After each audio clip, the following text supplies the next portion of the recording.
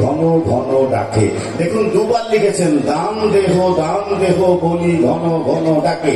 একবার লিখতে পারতেন, কি দরকার ছিল দুবার লেখার?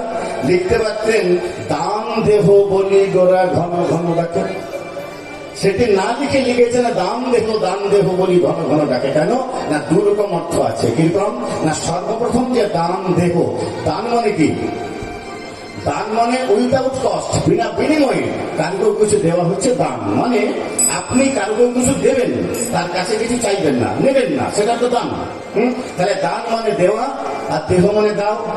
তাহলে দান মানে যদি দেওয়া হয় আর দেহ মানে যদি দাও হয়, তাহলে দান দেহ মানে দেওয়া দাও।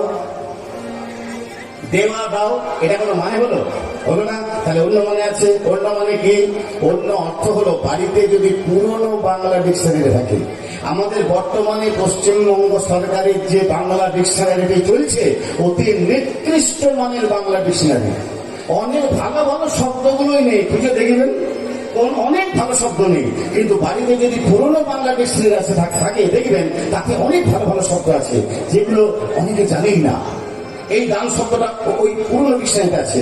দান শব্দের অর্থ হচ্ছে কর, শুল্ক বা ট্যাক্স। গোরাচাঁদ ট্যাক্স চাইছেন, কিসের ট্যাক্স? ট্যাক্সটা কিসের চাইছেন? দেখবেন আপনি যদি একটি বাড়ি করেন, বাড়িটার জন্য পঞ্চায়েতকে ট্যাক্স দিতে হবে আপনার। আচ্ছা ধরুন একটা বাড়ির জন্য পঞ্চায়েতকে ট্যাক্স দিতে হচ্ছে বছরে 10 টাকা, বুঝে যাবেন।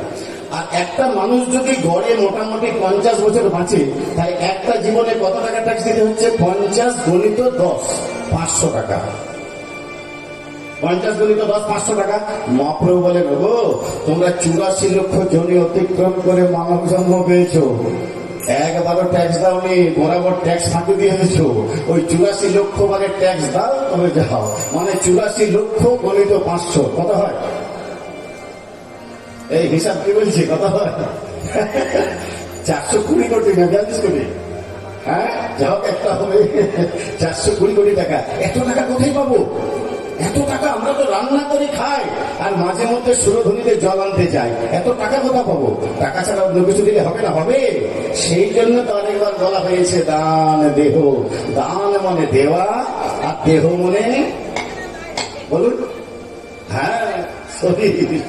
দান মানে দেওয়া, আর দেহ মানে শরীর। যাই না বলেছে শরীর দিতে হবে, নবদ্বীপের মেয়েরা বলছে, গোরাচাঁদ তোমার তো আগে তো স্বভাব খারাপ ছিল না। বলে কেন? আরে কোন পুরুষ কোন নারীর সামনে দাঁড়িয়ে যদি বলে তোমার শরীর চাই, স্বভাব খারাপ নয়। বলছে আমি সে কথা বলছি না, আমি কি বলছি জানো? তোমাদের শরীরে যতগুলো অঙ্গ আছে একটাও তোমার নয়, সব তার। সত্য কথা। আমরা যখন মায়ের গর্ভে ছিলাম, মায়ের গর্ভে কতদিন ছিলাম বলুন তো মায়েরা? বলুন, জোরে বলুন। 10 মাস 10 দিন। আপনারা কি বলেন? 10 মাস 10 দিন, ঠিক বলছে? চিন্তা করুন অবস্থা। একটা মায়ের গর্ভে সন্তান কতদিন থাকে মায়েরাই জানে না। শুনুন, গান শুনে বাড়ি যাবেন, বাড়ি গিয়ে যদি আলট্রাসোনোগ্রাফি রিপোর্ট থাকে চেক করে দেখবেন 280 থেকে 84 দিন, কম বেশি দুটো একটা হতে পারে।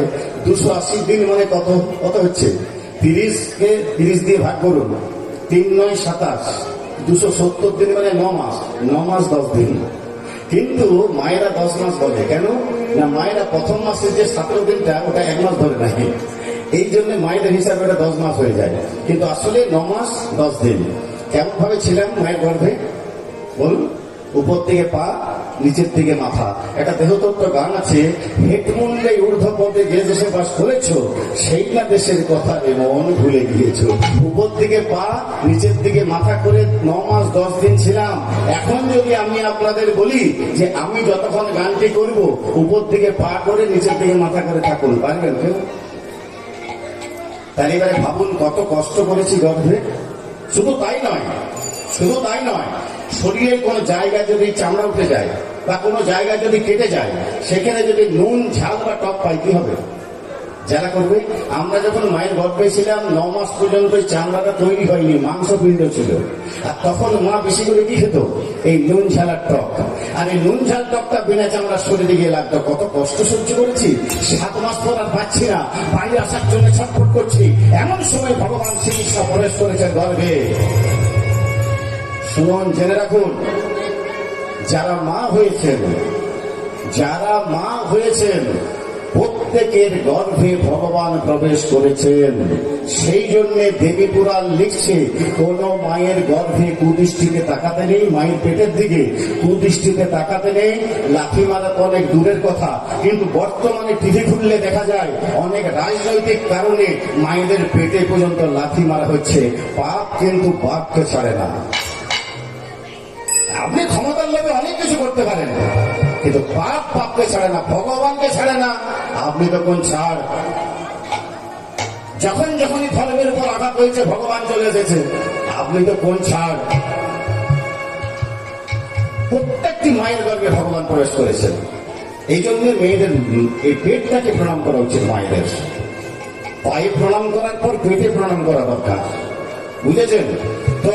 আমরা যদি উপর দিকে পা করে নিচের দিকে মাথা করেছিলাম, ভগবান কেমন করে দাঁড়িয়েছিলেন গর্ভে? চিন্তা করে যান, ধরুন এটা আমার পা, পা উপরে মাথা নিচে, ভগবান পায়ের উপর পা দিয়ে দাঁড়িয়েছিলেন। এই জন্য দেখবেন একটা নিয়ম চলে আসছে, আমরা গুরুজনদের কোথায় হাত দিয়ে প্রণাম করি? পায়ে। কেন? প্রত্যেকের পায়ে ভগবানের পদস্পর্শ করেছিল, সেই কারণে পায়ে হাত দিয়ে প্রণাম করতে হয়।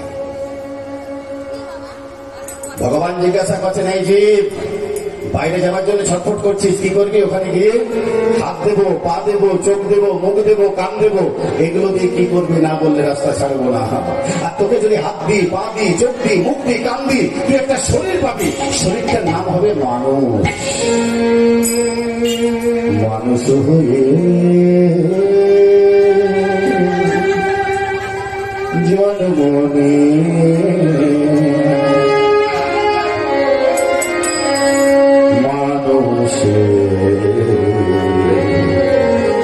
করবে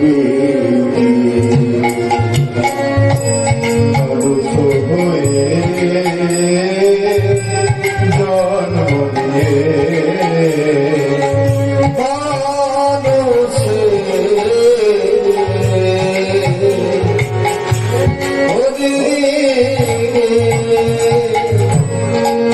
হাত দেব, কি করবি? না বললে রাস্তা ছাড়বো না। আমরা সবাই একই উত্তর দিয়েছিলাম, জেনে রাখুন। এখন ভুলে গেছেন, কেন ভুলে গেছেন সেটা বলছি। আগে জানুন যে কি কথা দিয়েছিলেন। হাত দিয়ে কি করবো জানো? কি করবি? মনে থেকে পুষ্প করিয়া জয়, মনে থেকে নানা পুষ্প করিয়া জয়, মন থেকে দাদা পুষ্প করে মহা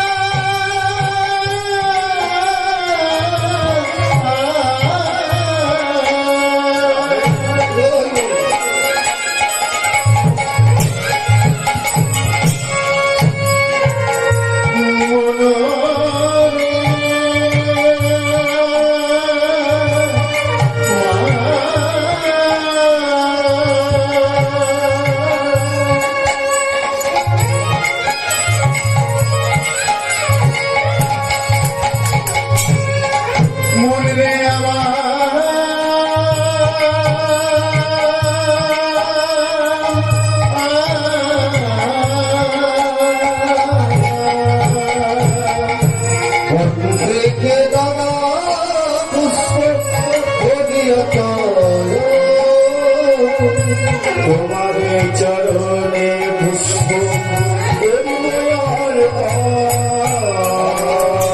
তোমার চরণে পুষ্প। কি বলেছিলাম? এই হাত দিয়ে কি করবো জানেন? এখন কি কথা দিয়েছিলেন আর কি করছেন? সবাই কথা দিয়েছিলাম, এই হাত দিয়ে কি করবো জানো? বন থেকে নানা পুষ্প করিয়া চয়ন, তোমার চরণে পুষ্প পরিবর্তন। অর্থাৎ এই হাত দিয়ে বন থেকে নানা ধরনের ফুল তুলে তোমার চরণে অঞ্জলি দেব। বাহ, আজ উদ্ধার হয়ে গেল। সবাই কথা দিয়েছিলাম, এই হাত দিয়ে ফুল তুলবো, তোমার চরণে দেব। ঠিক আছে, চোখ দিয়ে কি করবি বল? চোখ দিয়ে কি করবি বলে রাস্তা ছাড়বো? ভালো করে বল।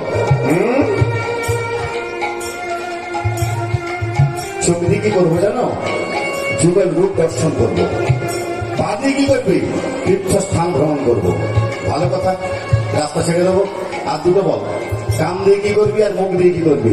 আমরা সবাই একই উত্তর দিয়েছিলাম, প্রভু কান দিয়ে আর মুখ দিয়ে কি করবো জানো? কি করবি? কানে দিয়ে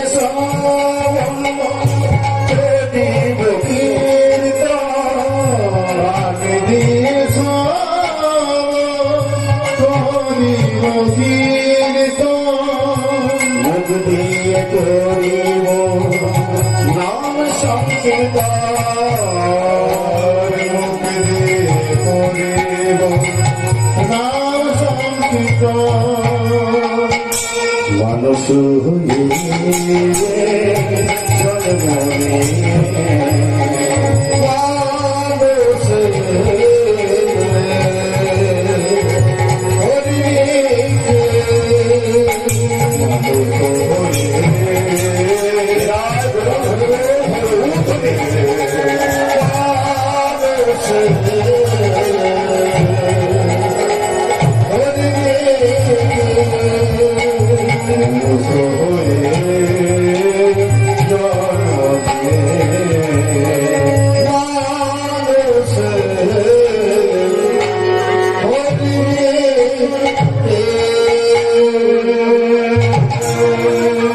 আমরা যখন ঠিকঠাক জবাব দিলাম, ভগবান শ্রীকৃষ্ণ যোগমায়াকে ডাকলেন, যোগমায়া এদিকে এসো। বলুন প্রভু এদের বাইরে রাস্তা খুলে দাও 280 দিনের মাথায়।